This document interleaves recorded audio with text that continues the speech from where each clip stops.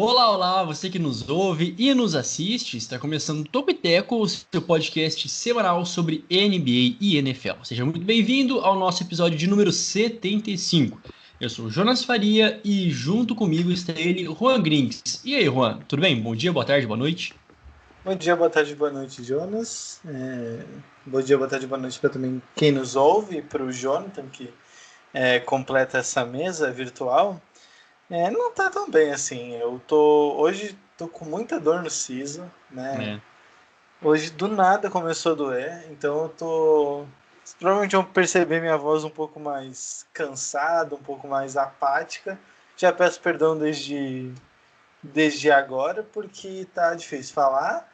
E eu tô com dor de cabeça, então realmente tá. Hoje tá embaçado, tô gravando na raça aqui o podcast. E agora eu Nossa. percebi que a minha luz tá desligada, então eu tava no escuro. Então, oi pra quem tá assistindo a gente aparecer agora. Mas enfim, seguimos.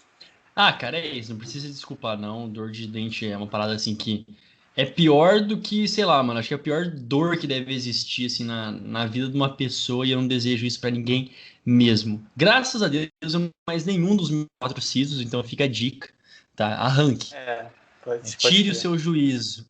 Não tenha juízos na sua boca, tá?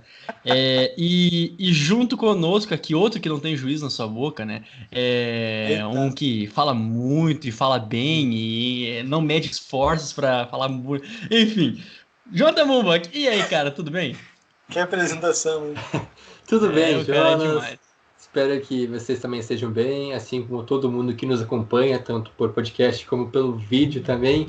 É, isso aí. Eu também, graças a Deus, já tirei meus sisos, não tenho mais este problema, esse tormento. Foi bem doloroso, porque eu tirei os 4 de uma vez, então. Tá louco.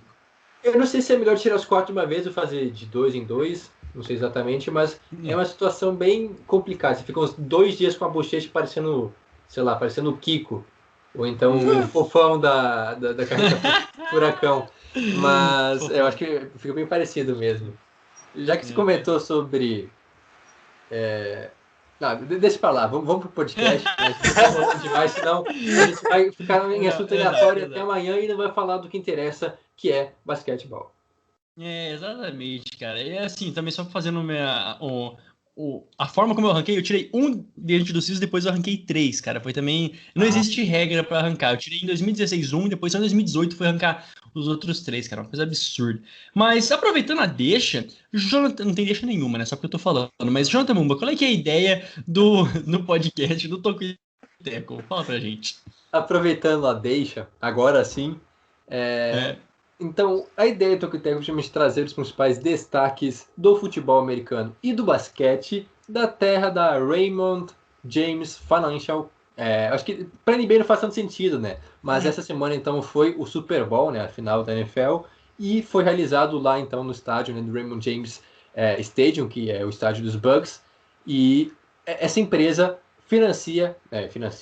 deu o nome Raids ao estádio. Por isso, nossa homenagem, então, a essa empresa, uma multinacional americana de banco de investimentos que presta serviços financeiros para diversas empresas, pessoas jurídicas, pessoas físicas. Então, está aí a nossa menção. Que semana, né? Que semana Exatamente. não, que ano pra Tampa Bay, porque ó, final do Super Bowl não. Recepção do Super Bowl, título do Super Bowl, e esse é o único ano, talvez na história, que Tampa Bay tem um time nas 4 principais divisões, né? 4 principais ligas de esportes americanos. Porque tem na NFL, na MLB e na NHL, como sempre tem, né?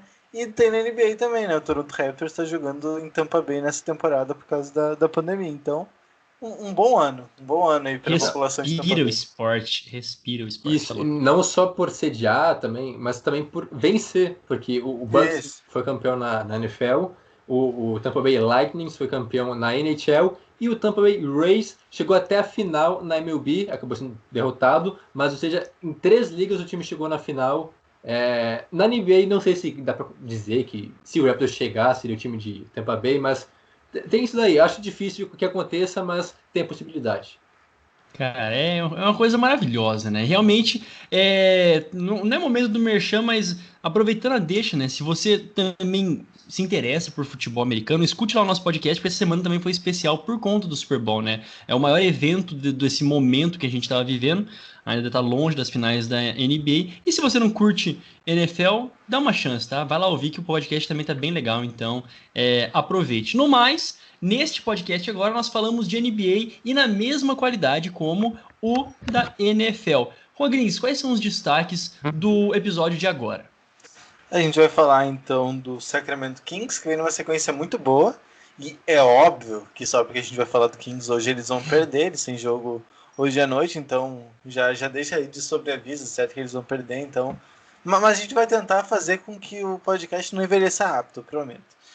E a gente vai falar também das lesões importantes do Markkanen lá em Chicago, do DeAndre Hunter em Atlanta, inclusive com atualização de ontem, né, da cirurgia que ele passou.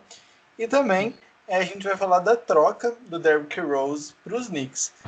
Talvez uns 10 anos atrás a gente falaria um podcast inteiro sobre essa troca, mas hoje em dia é mais uns comentários finais aí pro podcast.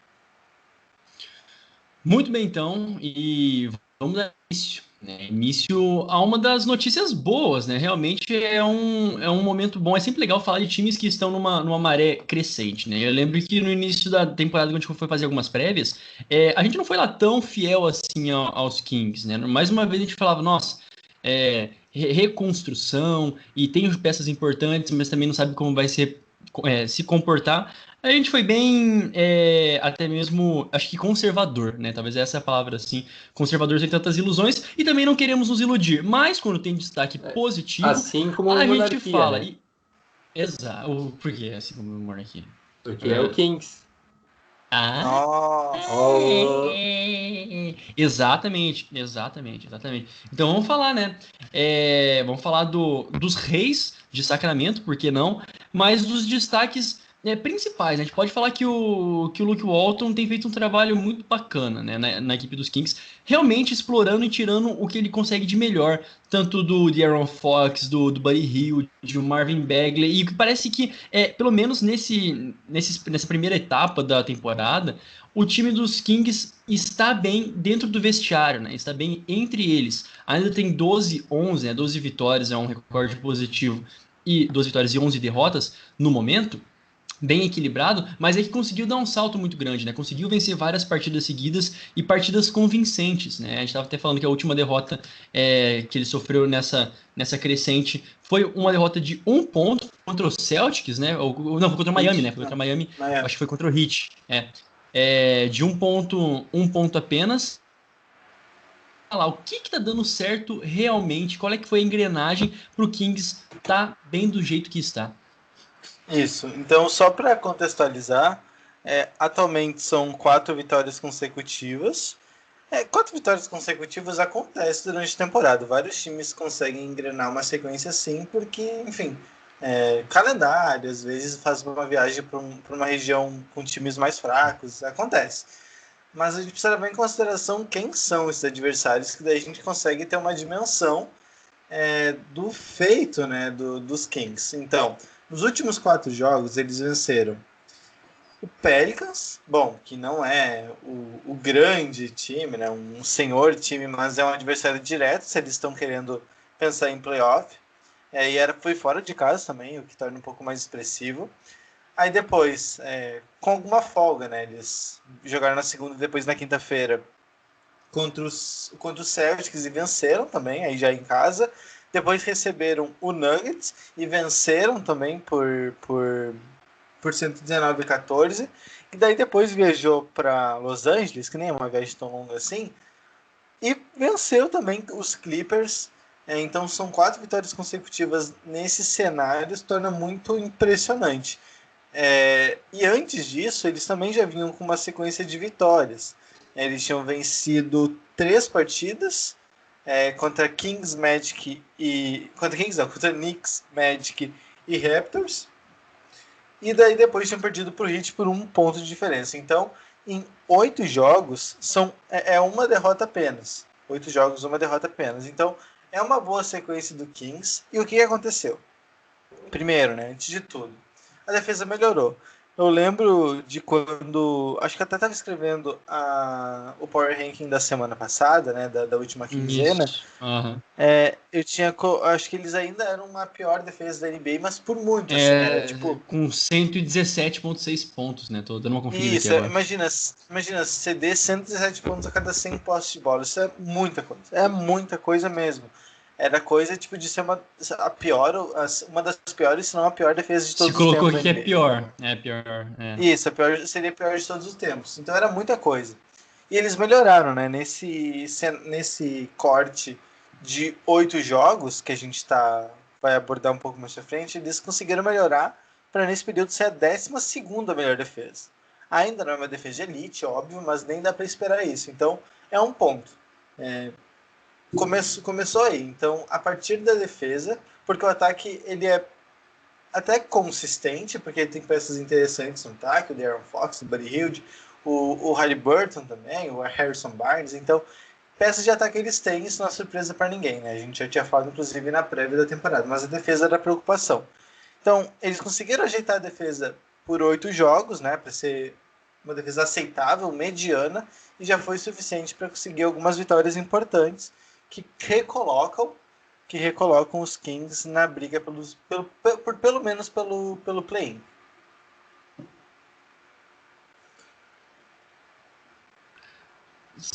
Ô, João, tá aberto o teu microfone? Não sei se tá aberto aí. Confere aí. Perdão.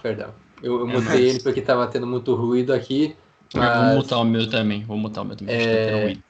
como eu ia dizendo no mutado, né? A gente não colocava muita fé no Sacramento Kings, porque é um time que de longa data já apresenta alguns problemas estruturais que parece que não mudam, não melhoram de uma temporada para outra, mas agora dá mostras de que pode sim brigar por algo a mais. Passa muito pelo aquilo que o Rua comentou, da melhora da defesa, realmente um time que sofria muito com isso, né? Era sempre uma das piores defesas da liga, e agora, principalmente nesse período mais recente, nos últimos 14 dias, nessa sequência de 8 jogos, o time melhorou muito, realmente, significativamente para melhorar a média geral. E destacaria dois jogadores, principalmente, né?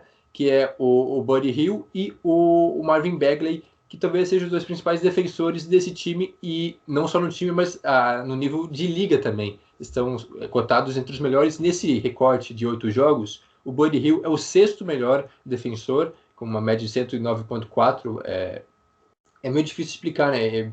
Permitiu tantos pontos, né, enquanto estava em quadra, mas é o sexto melhor, e enquanto que o Bagley é o quarto melhor da liga com 104. Então, realmente, dois jogadores que estão muito bem defensivamente agora, que sempre tiveram talento para isso, mas que não conseguiam produzir, não estavam rendendo como poderiam no lado defensivo. Ofensivamente, sempre foi um time que produzia, né? Não é padrão, também não é elite, mas que dava conta do recado, anotava certa quantidade de pontos. Outra coisa importante também, além da melhora no lado defensivo, é a evolução do De'Aaron Fox, que a gente comentou até mesmo antes do início da temporada, que ele renovou, teve aquela renovação, a mega renovação de 5 temporadas com os Kings, e agora ele começa a mostrar que realmente pode valer aquele valor. Ele principalmente melhorou na bola de 3, que era uma questão que meio que um ponto fraco dele, algo que ele precisava melhorar. Ele nem tentava muito chute de 3, e nessa temporada ele vem tentando mais e vem acertando mais, né? Algo importante. Na temporada passada ele teve uma média de aproveitamento abaixo dos 30%, algo de 28%, e agora, deixa eu pegar aqui exatamente agora ele está com aproveitamento de 36%, já melhorou significativamente, sendo que ele tenta muito mais, né? Ele tenta 5 bolas por jogo e acerta em média 2, praticamente, 1,9.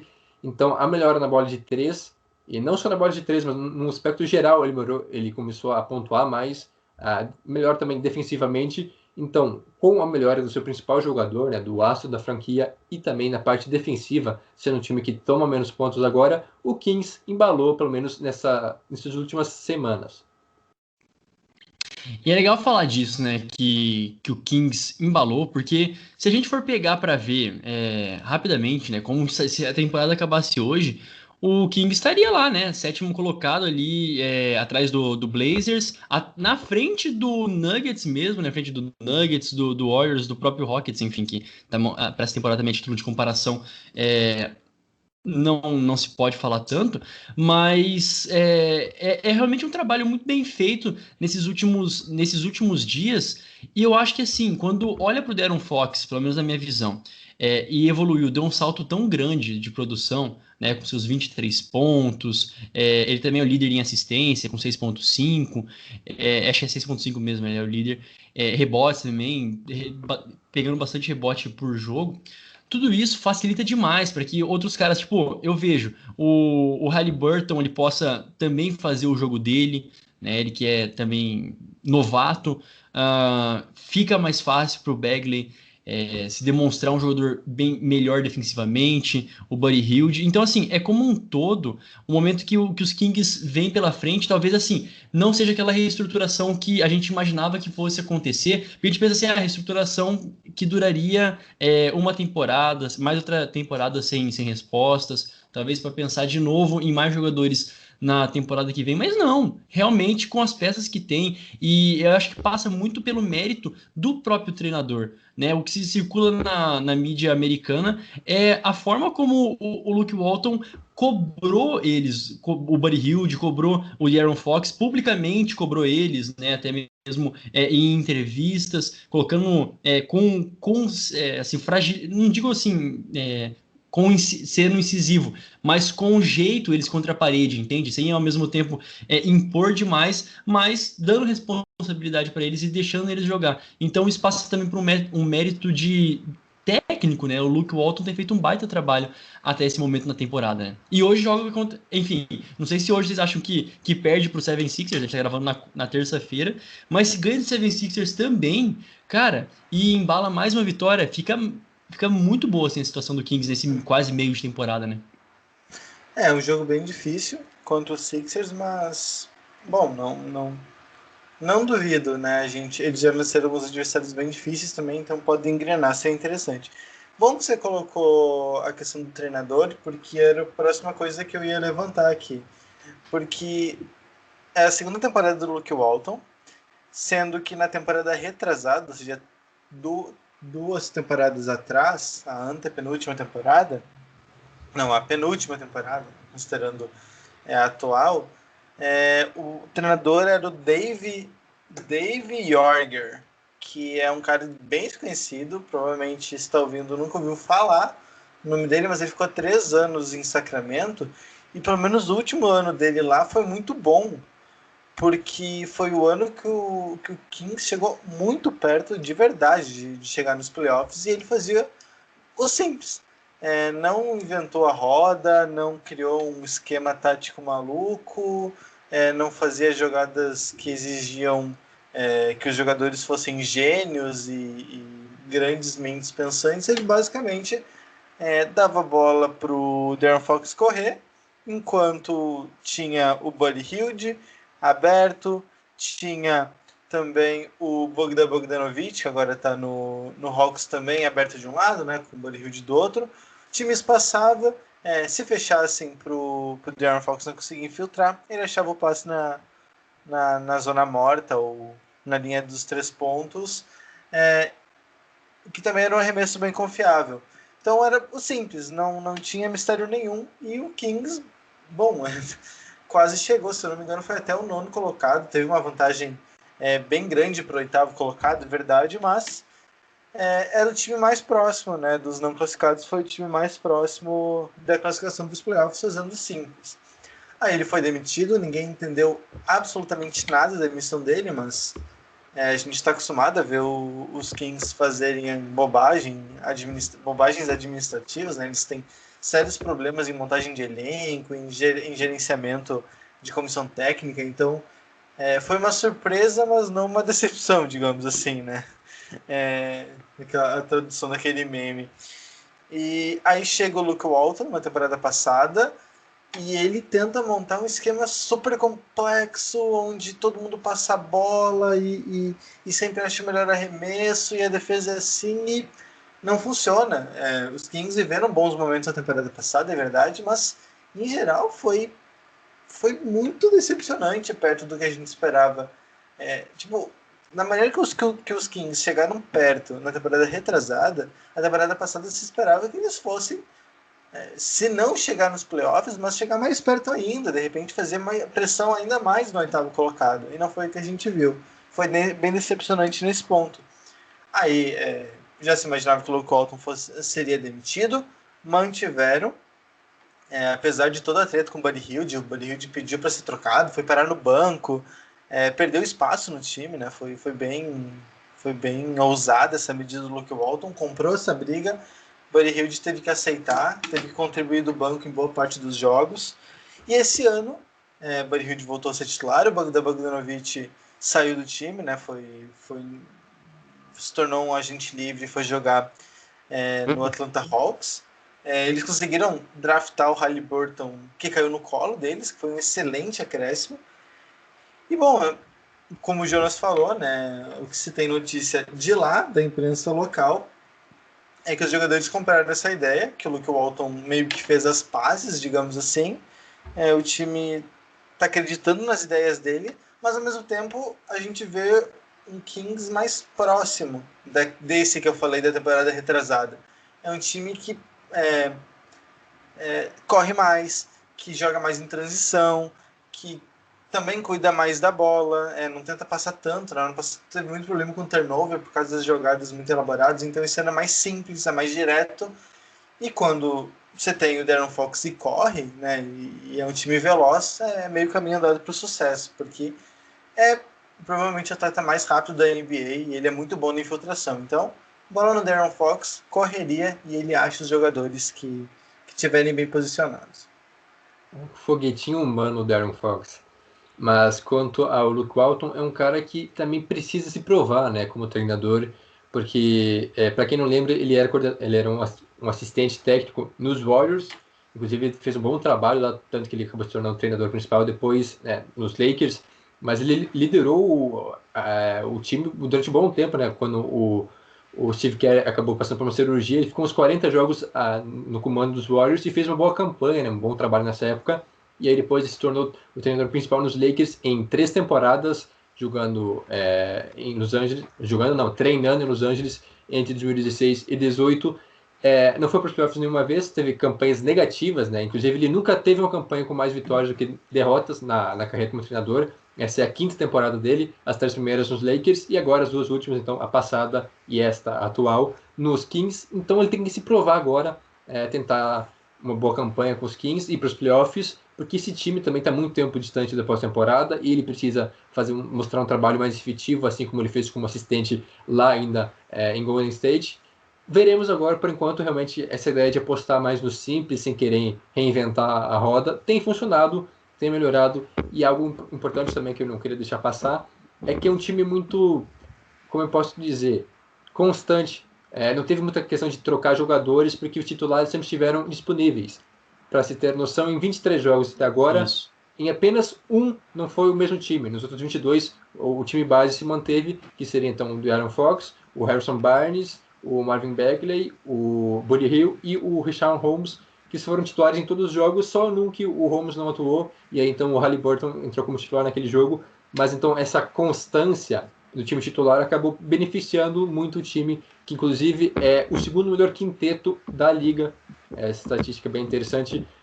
No rating, né, na diferença de pontos marcados para pontos sofridos, é o segundo melhor na liga, com uma diferença de 21 pontos quando eles estão em quadra. Né? Eles fazem 121 pontos e sofrem 100, ficando atrás apenas do quinteto titular dos Clippers, que tem um aproveitamento de 25 pontos de diferença. Mas então isso mostra realmente a qualidade desse time titular, que joga bastante. Os reservas você tem que melhorar um pouco, né? Tirando o Haliburton, o resto não contribui muito, é uma questão que tem que ser um pouco mais reforçada. Tem o Bjelica, tem o Hassan Whiteside, mas não contribui tanto. Mas o quinteto titular realmente tem mostrado que pode sim produzir em alto nível, ainda mais com esse entrosamento afiado, né? Já que eles jogam praticamente sempre juntos.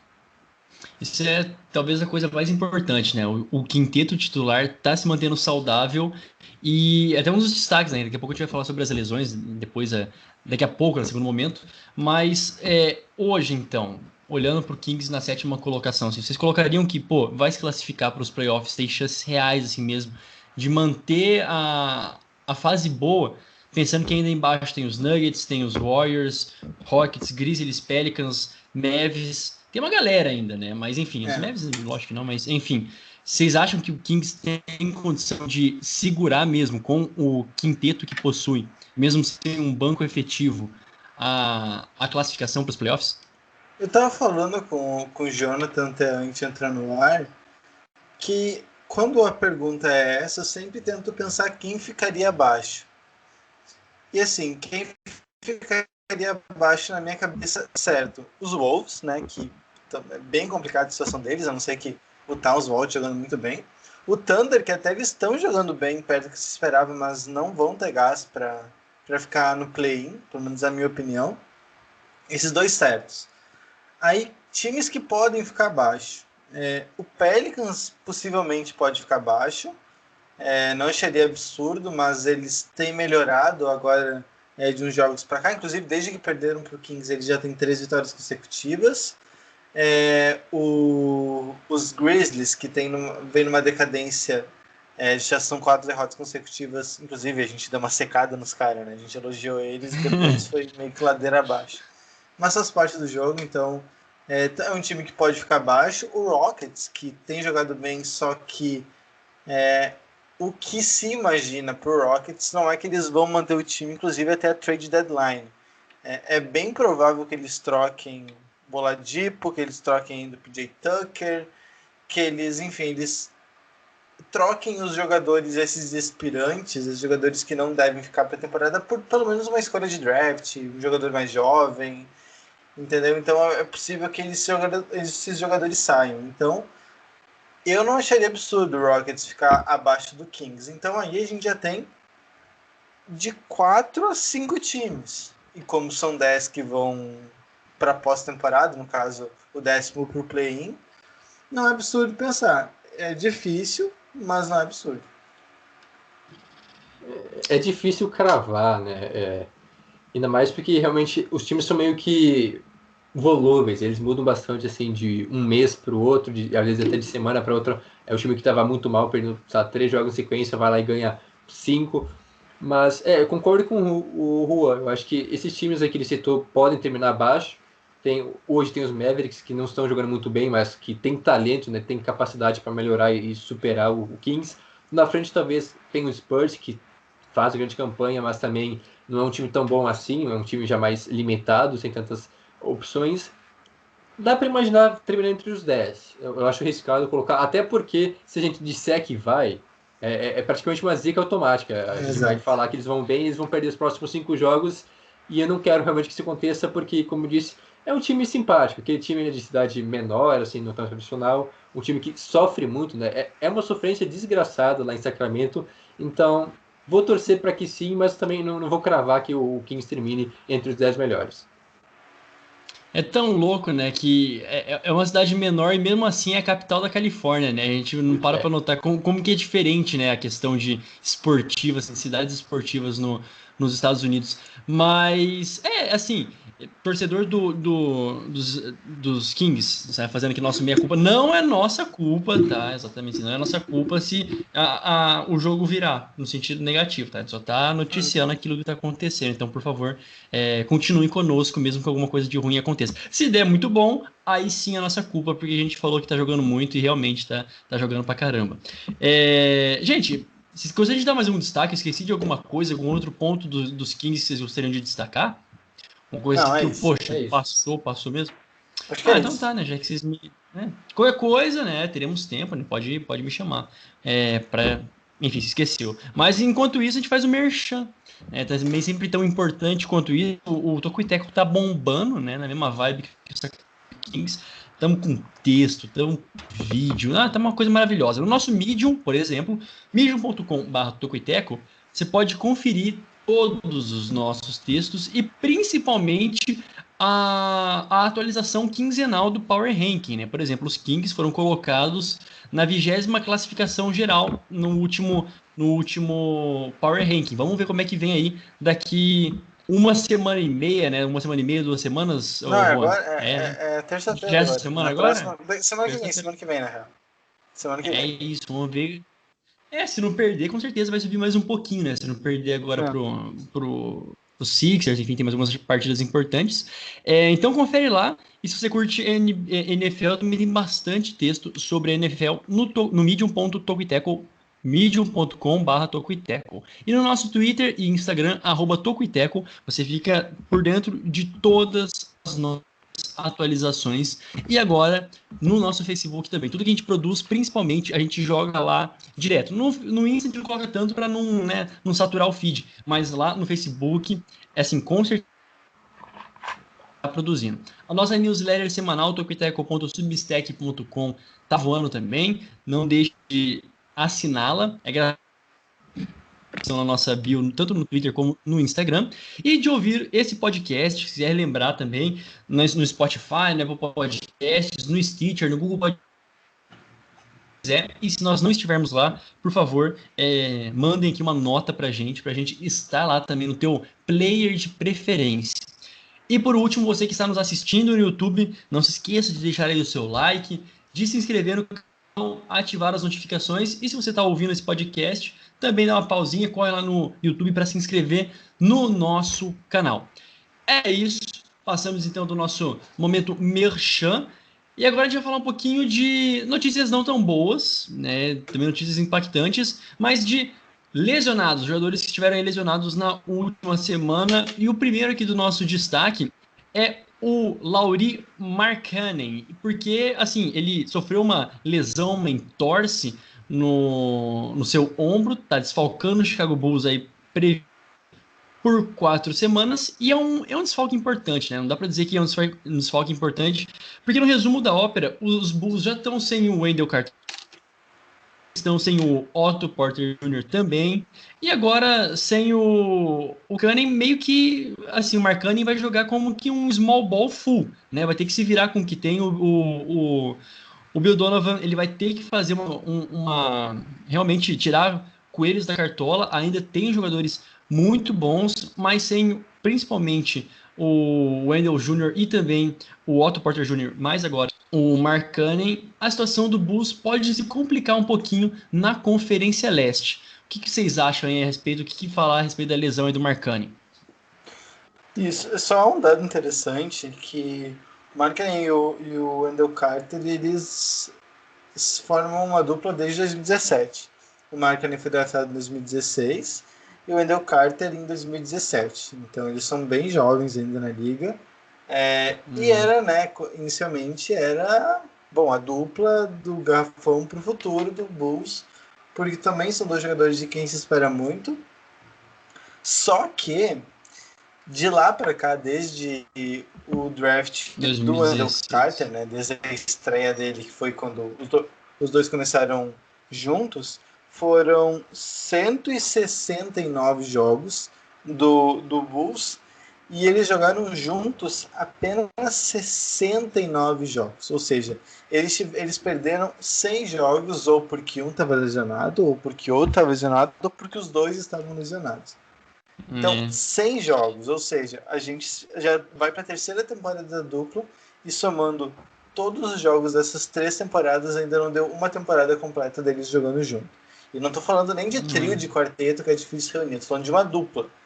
Uma dupla que deveria ter, bom, muito mais do que isso. Então, explica bem, porque os dois têm muito problema de lesão, mas vamos então se ater ao Markkanen, que é o assunto do podcast, né? O Markkanen, ele começou muito bem a temporada, ele é o segundo cestinha dos Bulls, atrás só do Zach LaVine, né, que não é surpresa para ninguém, que ele sempre pontua muito, em muito volume. Mas o Markkanen vinha jogando bem, ele é desses pivôs modernos. Não é exatamente o pivô, mas ele pode jogar de pivô desses mais modernos, né, que consegue arremessar do perímetro, que se movimenta, que passa a bola, que consegue arremessar da meia distância. Então ele é bem completo no ataque. Tem questões defensivas, é verdade, mas ele é bem completo no ataque. E quando ele joga, o Bulls é flagrantemente melhor. Tem jogado muito bem, tem vencido alguns jogos importantes, só que ele não consegue se manter saudável. Ele simplesmente não consegue se manter saudável, e isso é um problema. Outro agravante é que é o último ano de contrato dele. Ele poderia renovar para receber um salário máximo, né, como o Tatum, o De'Aaron Fox, outros vários jogadores receberam nessa off-season, ele não recebeu, os Bulls não quiseram pagar isso para ele, então, ao que tudo indica, ele vai ser sim um agente livre. Não, ele já é certo que ele vai ser um agente livre na próxima off-season. Então, a temporada que era para ele se provar e mostrar por que ele merece renovar em Chicago e ganhar muito dinheiro, ele começa sem conseguir jogar direito. Realmente é triste essa lesão, porque vai impactar diretamente no jogo do Bulls. O Markkanen, para quem não sabe, ele é finlandês, é uma curiosidade interessante, né? É difícil ver um finlandês jogando basquete, e ele, na verdade, foi draftado em 2017. Draft de 2017, sétima escolha geral do draft, uma escolha alta, né? E não produziu realmente o esperado, assim como o Juan já colocou. Um cara que é um bom passador, né? Para ser um pivô, ele tem um bom passe, um cara que tem um bom posicionamento dentro de quadra. Não é exatamente um reboteiro, né? Apesar de ter um bom número nessa temporada, ele está com uma média de 6, né? 6,1 rebotes por jogo, e é o segundo pontuador do time com 19. Então, um cara que ajuda bastante o Zach LaVine, né? Meio que um coadjuvante de luxo, um cara que ainda tenta render um pouco. Ele e o Kobe White são os principais a darem um suporte, um sustento ao LaVine. E essa lesão, então, realmente, eu acho que complica demais o futuro dele, porque ele ainda deve permanecer em Chicago, e até mesmo para ter um futuro na liga, né? Essa temporada seria importante para ele mostrar que ele ainda pode render, que ele pode se tornar um grande jogador na posição, e outros times irem atrás dele. Assim, eu acho que fica mais difícil até de conseguir um time. Deve ser um reserva, né? Um cara que vai agregar bastante vindo do banco, mas como titular na liga, não sei se vai ter mercado se ele realmente não conseguir. Ele estava jogando bem, né? Mas essa lesão agora pode incomodar um pouco, vai ficar um mês, um pouco mais fora. Quem sabe quando ele voltar, ele consiga voltar em alto nível. Mas eu acho que essa lesão atrapalha bastante, não só então o time dos Bulls, mas também as perspectivas futuras dele na liga. Perfeito, né? E com isso, a gente provavelmente vai ver mais e mais ainda outros jogadores que, enfim, estavam fazendo bons jogos, mas que agora vão precisar assumir cada vez mais essa. Enfim, assumir mesmo o Bulls. A gente falou já do LaVine, que tá ok, tá beleza, mas a gente pode também até dar o destaque pro Patrick Williams, né? Recém-draftado, que também vai precisar aparecer bastante. O Daniel Gafford, que tá sendo usado ainda como a preferência do Billy Donovan, né? Para o pivôzão aí. E quem sabe, vezes ou outras. Não sei, o Satoransky, o Denzel Valentin também foi acionado algumas vezes nessa temporada até o momento. Não sei como vocês acham que fica o Bulls no sentido de jogo, como que eles vão ter que se adaptar sem essa saída do Patrick Williams, não. Sem essa saída, então, do Markkanen, que fica fora nos 7 ou 14 jogos, né, por aí. 7 a 13 jogos, assim. Futuro mais imediato, como você acha que o Billy Donovan vai postar esse time? É isso, são esses aí. O Gafford ele já ameaçava a posição do Wendell Carter, né? Que os dois são pivôs, então eles revezavam. O Wendell Carter jogava, era o titular, mas o Gafford tinha minutos importantes. É o Otto Porter também, que é outro jogador de garrafão que era importante também ter lesionado. Mas é isso aí. Imagino que o Gafford seja o principal beneficiado, entre aspas, da ausência dos dois. E do Markkanen, especialmente o Patrick Williams, que ele já havia sido bastante elogiado porque não é a primeira lesão, não é a primeira vez que o Markkanen perde alguns jogos na temporada, então o Patrick Williams já tinha tido essa oportunidade. Ele chamou a atenção marcando o LeBron no jogo contra o Bulls, que ele foi muito bem, foi muito elogiado, então tem se mostrado um bom defensor, o Patrick Williams, e agora vai ter mais tempo ainda para se desenvolver, para a gente ver mais dele. Lembrando, que ele foi uma escolha de quarta escolha geral no draft, foi uma surpresa, porque não era cotado para tudo isso, e agora ele vai ter que bancar, e os Bulls também vão ter que bancar essa escolha, dando essa responsabilidade para o Williams. Mais uma colocação, podemos passar para o próximo destaque? Pode passar, eu acho. Vamos passar. O nosso próximo destaque, então, outro lesionado aqui, agora DeAndre Hunter sofreu uma lesão, de novo, né, no menisco. Não de novo que ele tenha sofrido mais uma vez a lesão no menisco, né, mas de novo o menisco atrapalhando a vida dos jogadores. E a princípio, né, a notícia que tinha sido dada, ele iria passar por um processo cirúrgico nessa segunda-feira.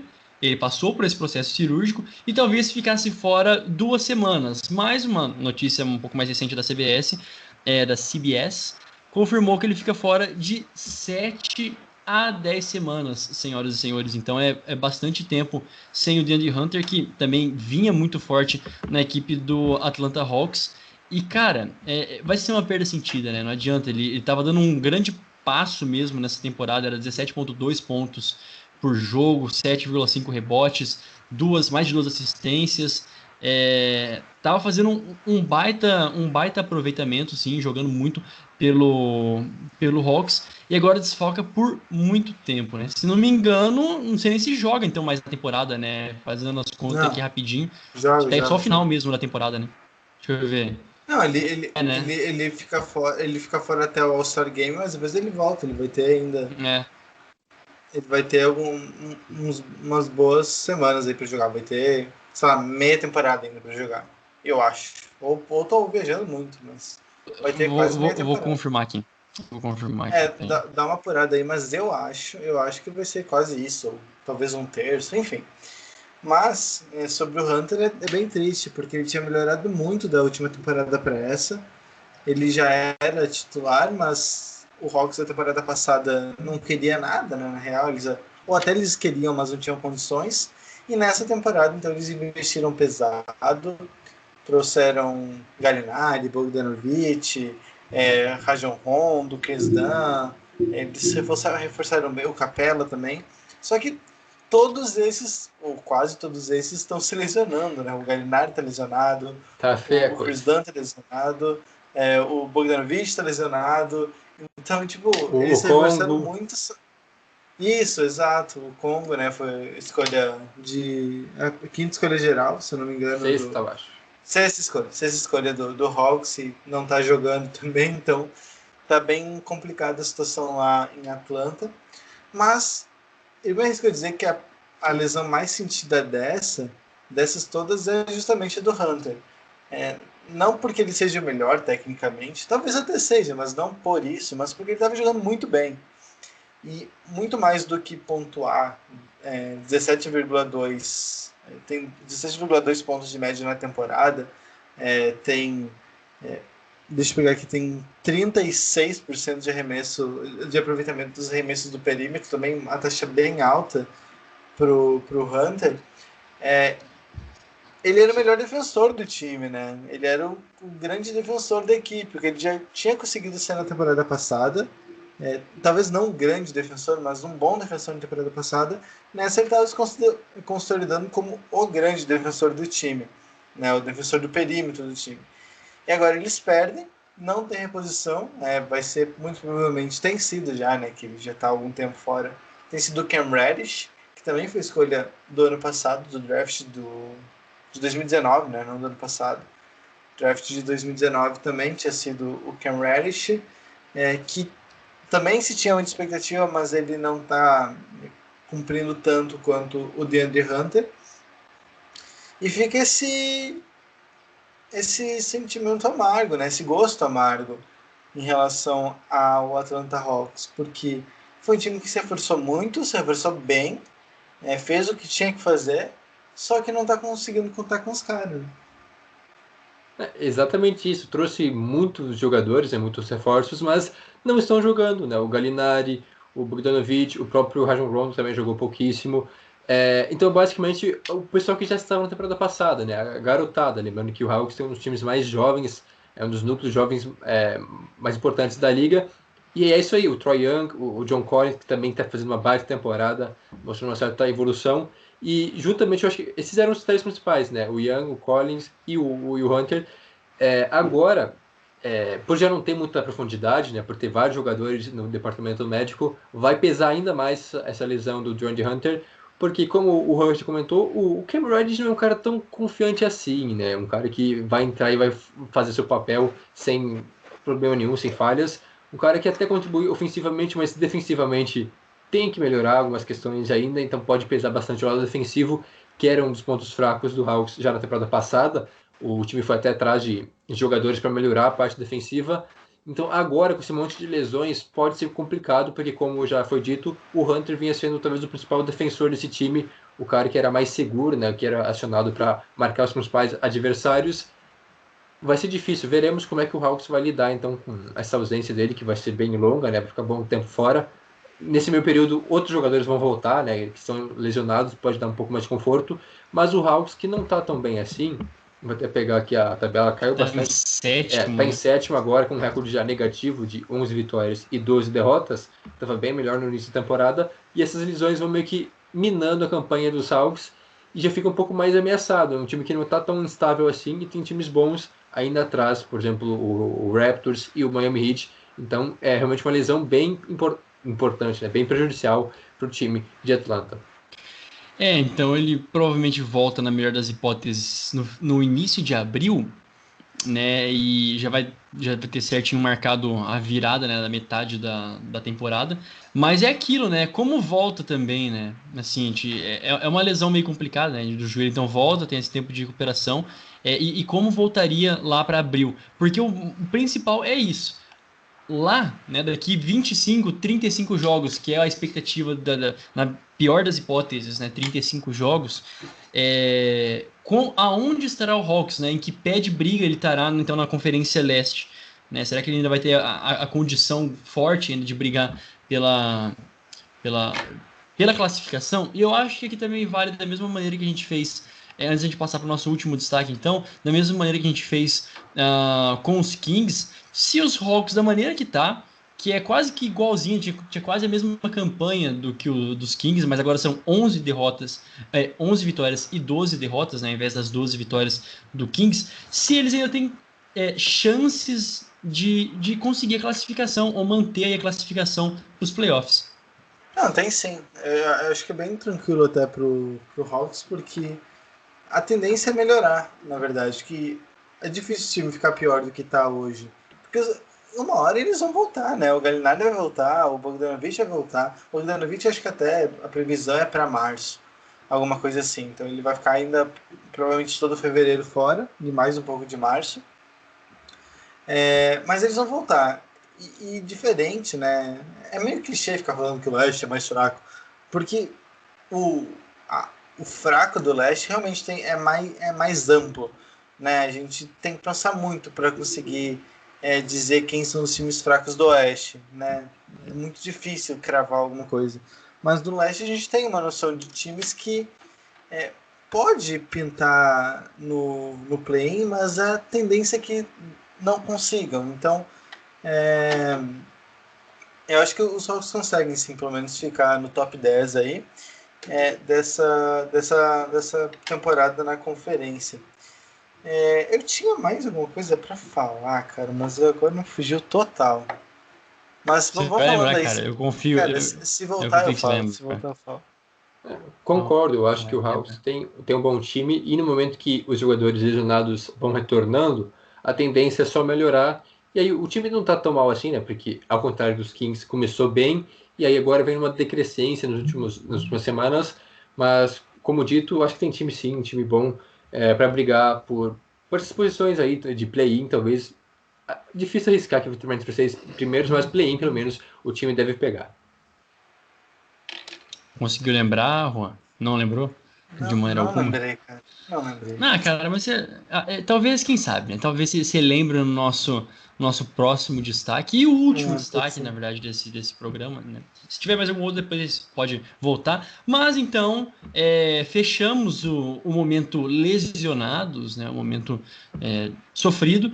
E agora, o bom filho a casa torna, não sei se bom filho, enfim, mas o Derrick Rose, envolvido em troca, voltou na última segunda-feira, né? Foi confirmada a sua troca dos Pistons agora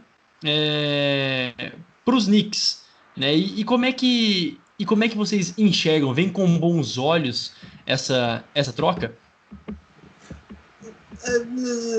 Não sei. Não, assim, que o Thibodeau gosta muito do Derrick Rose, acho que isso já tá claro, né? Terceira E é vez experiente, né? Muito experiente, então. exato, é a terceira vez que eles vão trabalhar juntos, sendo que o Derrick Rose teve a melhor temporada da carreira dele com o Thibodeau em 2011, lá no Chicago Bulls. Faz tempo já, mas ele foi MVP daquela temporada. Depois eles trabalhando juntos no Minnesota Timberwolves, uns anos atrás, acho que foi 2017, Não, foi 18. 18, acho que foi 18. Acho que foi 2018, isso. Eles trabalharam juntos, aí já não tinha tanto sucesso. E agora ele chama.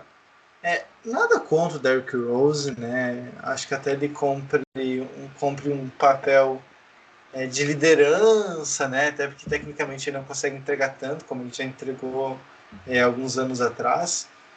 Mas é que o preço disso, né? Não o preço literal de quanto o Knicks pagou por ele, que foi o Dennis Smith Jr., que inclusive, ao que tudo indica, é jogar na D-League e uma escolha de segunda rodada, não foi caro. Mas é mais um veterano, né? O Knicks sempre tem essa mania, né? De tem um momento bom, se empolga e já acha que pode chegar em playoff, já pode fazer alguma coisa em playoff. Não é por aí. Tá longe, assim. O momento é até bom, né? O Thibodeau começou bem, né? Ele sempre começa bem nos times, depois vai piorando, mas o time tem jogado bem até, enfim, tem bons valores ali, mas não é para tanto, e não vai ser o Derrick Rose que vai mudar o patamar do time também. Eu vejo, eu entendo a necessidade que o Knicks tenha por um armador, né? Eles têm o Elfrid Payton e o Emmanuel Quickley. O Emmanuel Quickley é um novato nessa temporada e o Elfrid Payton convenhamos, é um armador bem fraco, né? Não deveria ser titular em um time da NBA. Mas não precisa, porque não tem pressa, não tem que ter pressa. Né? Os Knicks não tem que ter pressa para chegar em pós-temporada e brigar, não tem que ter. O Quickley estava jogando bem, é um menino que surpreendeu muita gente, né? Ele já conseguiu contribuir na segunda unidade, pontuando bastante, principalmente na defesa. Ele tem questões, mas no ataque ele tem jogado muito bem. E agora chega o Derrick Rose, para tirar mais ainda do tempo do Quickley. A gente já sabe que o Thibodeau roda muito pouco o time, ele usa ali 8 jogadores no máximo na rotação, então é bem provável que a gente quase não veja mais o Quickley jogar, a não ser que eu fique muito surpreso, mas acho que o Quickley vai ter bem pouca oportunidade agora no Knicks, infelizmente. E, bom, volta a ser um time com um veteranão, né? Toda aquela expectativa que a gente tinha de ter mais paciência com os jovens jogadores. Meio que eu já fiquei bem frustrado. Todo aquele discurso, não, vamos dar espaço, vamos ter paciência, vamos fazer as escolhas certas, acho que já foi meio que tudo pro espaço. Pelo menos é o sentimento que eu tenho quando eles vão buscar o Derrick Rose lá nos Pistons. É complicado, né, cara? O Knicks parece que não se ajeita e não aprende com seus próprios erros, mas é isso aí, né? O time parecia que investiria mais nos jovens, é um time até bem com uma média de idade baixa, não tem nenhum veterano, acho que não tem ninguém com mais de 30 anos até no time. Talvez tenha que jogue pelo menos assim bastante, né? Que esteja em quadra, ninguém. Ou, por exemplo, tem o Alec Burks, que tem 29 anos, tem o Ed Bullock, mas também que é titular, mas o tem Taj 29. Gibson, que foi o que chegou agora, né? Mais experiente, Sim, mas eu não sei se ele já chegou a jogar. Ele jogou, mas por enquanto não tem uma boa minutagem, assim, apenas 12 minutos de média. Então, o Rose chega para ser titular, para ser talvez o principal jogador do time, fazer dupla com o Julius Randle, que tem tido uma ótima temporada até agora, mas não sei se vai ser algo benéfico realmente, né? Não sei se ele vai conseguir, talvez auxilie um pouco no desenvolvimento do RJ Barrett, que é um cara que os Knicks apostam muito para o futuro, talvez seja bom, talvez nem tanto, porque tire um pouco o espaço dele agora. Então o Rose deve ser o cara que vai chamar as ações de jogo. Lembrando que ele tem uma boa temporada, vinha tendo uma boa temporada, né, com o Pistons, uma média de 14 pontos por jogo e 4 assistências, nada demais, longe de lembrar aquele Derrick Rose da época áurea lá do Chicago Bulls, mas veremos, né? Eu estou bem intrigado, não estou muito animado, né, com essa troca, mas é o Knicks, né? A gente não sabe o que esperar, se vai dar certo ou não. quem sabe, também acho que deveria ter esperado um pouco mais, ter dado mais espaço, né, continuar dando espaço para os jovens jogadores, porque o Rose é uma coisa assim para agora, porque até ele vai ser agente livre já no final da temporada. Não sei se os Knicks vão conseguir chegar em playoffs, talvez cheguem, mas se chegarem não vão fazer grande coisa. Então é uma troca sem muito sentido a longo prazo, talvez só para agora, e o foco dos Knicks não deve ser o agora, e sim o futuro. O Rose Eu não sei. é pra Não, pode contender, falar. na real. Pode só pra, o time é pra contender. O Lakers tinha interesse, aí eu acho ok, porque é um cara pra ter, sei lá, 10, 15 minutos no jogo, para situações muito específicas, aí eu entendo. Mas para um time que deveria estar em reconstrução, eu não vejo o menor sentido. Ainda mais dando escolha de draft, que faz menos sentido ainda. É, Era de segunda rodada, era, mas ainda é escolha de draft. É que eu realmente eu vi algumas notícias, né? Eu tava lendo algumas coisas que, por um lado, era mais ou menos essa a mensagem que o Thibodeau gostaria de passar, por exemplo, pro A.J. Barrett, né? Que para alguns estava assim dando muitas asas para ele dentro dos Knicks. Foi isso até um dos últimos textos aqui que eu li.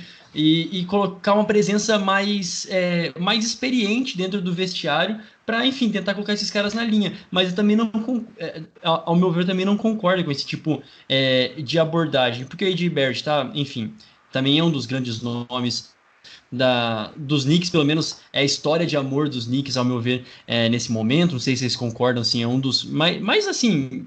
Que enche os olhos da equipe dos Knicks, né? E ao mesmo tempo coloca agora traz agora o Rose meio que para jogar panos quentes ali, ou até, sei lá, pano quente ou balde de água fria, mas para dar uma segurada. Então não sei se esse é o melhor tipo de abordagem escolhida pelos Knicks realmente, né? Não sei se vocês enxergam desse jeito, mas eu achei interessante trazer isso, né? Para que eles colocavam uma das possibilidades era do A.J. Barrett ser um pouco mais contido, não sei se precisava ser. Não sei se vocês concordam com esse tipo de. Acho que não, né? Achei meio absurdo, né? Sei lá. Né? Não confie no Knicks. Eu nunca vou confiar. Que dó, velho. É isso, né? Tipo assim, não sei, pelo menos a simpatia pelo time de que só sofre, né? Merece. É até um dos caras que eu fico até meio triste, né? Por não jogar o Obi-Toppin, né? Que não tá tendo pouco espaço. E é bem isso, né? Dá pouco espaço para jogadores que poderiam render bastante. Né? E não precisaria reinventar a roda, mas já que tá em reconstrução, por que não experimentar? E isso é uma coisa que os Knicks não fazem, pelo visto, né? Realmente experimentar possibilidades, né? É que o Thibodeau não é um treinador que ele vai aceitar desenvolver jogadores e planejar uma reconstrução. Eu não vejo assim, pelo menos. Ele é um treinador para vencer. Ele é um treinador que ele vai querer vencer todos os jogos. Isso é bom para algumas situações e é ruim para outras. Mas ele é um cara que ele vai tentar sempre vencer o tempo todo. Então ele vai colocar o time titular em todos os jogos. Ele vai colocar os que ele considera melhor em todos os jogos. Ele vai dar muita minutagem para os principais jogadores em todos os jogos. Sempre é assim, sempre foi assim. Não importa se o time é ruim, se o time é bom, sempre o Thibodeau vai ter essa abordagem. E é por isso que o time dele nunca é horroroso. A gente nunca vai ver um time do Thibodeau sendo um último numa conferência apanhando para todo mundo. Nunca isso vai acontecer. Porque ele sempre vai tentar vencer. Ele nunca vai aceitar a derrota. Isso tem pontos positivos e pontos negativos. Para alguns times isso funciona, para o Knicks eu acho que não é o caso. Claro, tem toda a questão anímica, né, de reerguer uma franquia que está em frangalhos há muitos anos. Ok, entendo. Dá uma autoestima para o torcedor, para a marca, tudo mais. Mas pensando em gestão, não entendo essa sendo sendo essa a melhor alternativa. Bom, então, mas só para fechar então, né? Não é como se os Knicks estivessem ruins. Os Knicks eles estão ainda em nono colocado, estão ali, estão jogando bem, estão jogando competitivos, né? 10 vitórias e 15 derrotas, embora 15 derrotas é aquilo que o Juan ressaltou anterior. Não, 11 vitórias e 14 derrotas, perdão. Isso. E aí foi aquilo que você tinha ressaltado, né? A margem baixa ali do leste é um pouco mais abrangente. Então, não sei se você lembrou aquilo que você ia falar, ô Juan? Ou podemos meio que Não lembrei. ir trazendo para a finaleira aqui do nosso podcast? Não, vou lembrar. É triste, cara. É triste. Realmente vai fazer falta, eu acho. Mas enfim, senhoras e senhores, a gente vai ficando por aqui, né? Não tem mais nenhuma rapidinha aqui, vocês não querem colocar mais nada assim de importante? Ah, Fechou. Já deu uma isso. hora, né? Cumprimos Nem nosso sei, papel. cara. Era isso que eu ia perguntar, mano. Assim, erro meu, mas eu esqueci de botar o meu cronômetro, então eu não tô vendo. Só tô olhando pelo Skype e não é muito confiável ali. Não sei se é tão confiável assim. Bom, o Toco e Teco vai ficando por aqui. Não se esqueça de nos seguir no Instagram e no Twitter. Aqui, só para falar para vocês, ó, 48 minutos aqui no meu celular, então o bicho tá muito louco, né? ok. Também comecei a gravar um pouquinho depois. Não se esqueça de nos seguir no Instagram e no Twitter, Toco e Teco, e de acompanhar nosso site medium.com/tocoiteco. E também de assinar a nossa newsletter semanal e gratuita, tocoiteco.substack.com. Ouça também o nosso podcast semanal sobre NFL e siga os nossos perfis pessoais. O meu @Jonas Faria no Instagram, @Jonas Faria _ no Twitter e @Jonas Faria no Clubhouse, né? Cheguei no Clubhouse também. Que é isso? Pode. Ô, louco, tá ligado? Aqui, Clubhouse, pô. Aliás, dê depois uma olhada aqui com o Clubhouse. Agora é a rede social do momento, senhoras e senhores. Fala aí então. Essa Daqui a pouco eu acho que chega para Android também. Tá só no momento só tá na plataforma Tá. iOS. A rede do momento que não está acessível para todo mundo. Não vem com esse. Tá bom, vai. Não vamos começar. Mas enfim. Juan Grings, passa aí então onde as pessoas podem te encontrar. Bom, eu não tô no Clubhouse, inclusive eu não faço a menor ideia do que seja isso. Mas Isso, eu tô no Twitter, tô no Instagram, @JuanGrings. Se quiser colar lá, tamo aí. Jonathan Mumba. O meu é @Jonathan Bomba. E é isso aí. Também não estou no Clubhouse, porque, como o Jonas já disse, é uma rede social meio elitista, talvez. Polêmica. E deu, né? Tem muita rede social por aí. O pessoal Sem não lacração aguento aqui, mais, sem cara. lacração. Queria toda hora tem rede social nova, então vamos ficar no Jonathan, básico. falando nisso, já que você deixou a peteca aí pulando, qual é que é a sua nova rede social? Pulando, eu ia falar picando, mas eu troquei pra pulando. Olha só, não, Jonathan, tá você em não tem uma construção, rede social. Meu Não, Deus, não, o cara, não tem. ele tá fazendo a rede social, você não entende, ele não tá aqui no perfil, ele tá construindo uma rede social. Exatamente, ó, Ó, a minha crítica é essa, né? De criar rede social toda hora, então. Quando eu tô desenvolvendo minha própria rede social. Faz do meu uma rede jeito. social Nossa. só pra Android, Jorge. Só pra Android. Exato. Boa. É isso. A gente volta na próxima semana com mais episódio do Toco NBA. Até lá. Tchau, tchau. Tamo junto. É nóis.